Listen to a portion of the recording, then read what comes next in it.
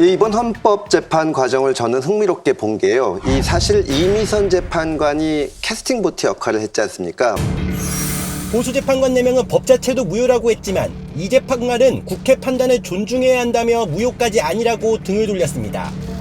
결국 재판관들이 정치 성향대로 갈려 절차는 잘못됐지만 법은 유효하다는 결론이 내려진 겁니다. 그 이미선 재판관의 이 판단 내용에 대해서 좀 어떻게 보셨습니까?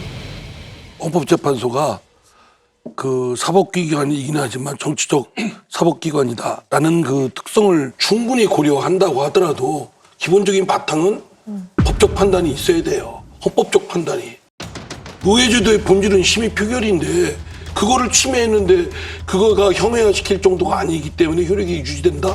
그걸 누가 로스쿨에 다니는 학생이나 법학을 공부하는 학생들한테 물어보세요. 제가 사법시험 공부할 때도 그거 답 쓰면 틀리는 겁니다. 효력에 영향을 미칠 정도로 중대한 하자입니다.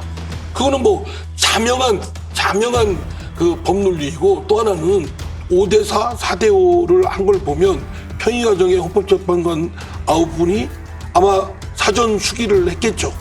했는데 제가 딱 보기에는 좀 그분들이 들으시면 좀 언짢겠지만 양다리 더불어민주당과 국민의힘 쪽 양쪽에 대충 어느 쪽도 치우치지 않았다라는 걸 보여주기 위해서 5대4 균형을 그리고 나중에 맞추려고. 그 이미선 재판관이 캐스팅 보트에 한 것처럼 이렇게 해서 아주 자기들 딴에는 꾀를 부렸는데 속이 훤하게 보입니다. 이번만 그런 것이 아니라 건건이 중요한 대목에 있어서는 회피적인 자세 보인 적이 한두 번이 아니에요. 그럼 헌법재판소가 있어야 될 이유가 없는 거예요.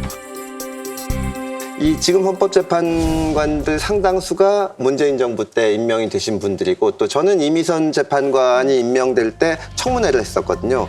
그때 헌법적인 문제들을 이렇게 좀 여쭤보면 생각을 안 해봤다 뭐 이런 얘기를 해서 사실 좀 실망을 많이 했었는데 아마 그 부분보다 더 실망은 주식이 아닐까. 예.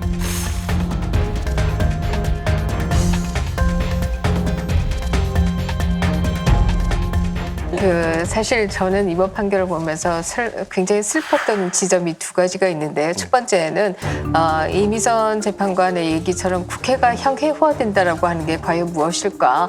과거처럼 군인들이 아예 국회에 난입하는 정도가 되어야지 국회가 형해화되는 것일까? 도대체 어느 수준이어야 할까? 이 부분이 저는 굉장히 슬펐고요. 또 하나는 예상한 바를 벗어나지 못한다라고 하는 것이죠. 정말 우리 사회의 가장 현인이어야 할, 현자여야 할 분들도 이 이념적인 스펙트럼에서 벗어나지 못하는구나라고 하는 게 굉장히 슬펐다. 이렇게 생각합니다. 전 이미선 재판관을 보면서 약간 캐스팅 보트가 이렇게 어려운 거구나. 저도 법사위에서 캐스팅 보트 역할을 한다고 하면서 욕도 먹고 칭찬도 받고 하는데 그리고 또 한 번 느낀 건 헌법재판관 죄송합니다. 제가 제 그 감정이입돼서